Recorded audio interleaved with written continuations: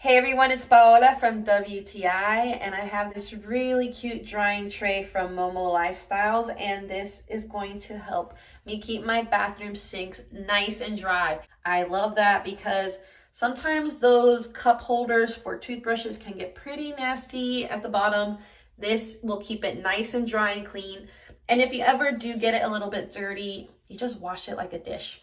I have washed it with soap and water and it's been ready to go because this dries almost instantly. It's gonna make your bathroom or any counter feel a lot cleaner. This is made from 100% diatomaceous earth. Now that is organic material, it's porous, and it's very lightweight, so it is going to absorb a lot of liquid. And you really need that around the sink areas, especially if you're washing your hands or doing dishes. You tend to spill a lot of water. Now, I have a little bit of a puddle here, and I'm going to speed the video up just because of time purposes, but it was so quick, and here you can actually see the water start to be absorbed. This is a very porous material, and it really does absorb the water fast.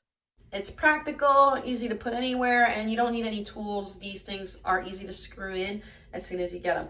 So I highly recommend you get a cute little caddy like this because it's going to make your sink feel so much cleaner just because it's dry. But that's my point of view.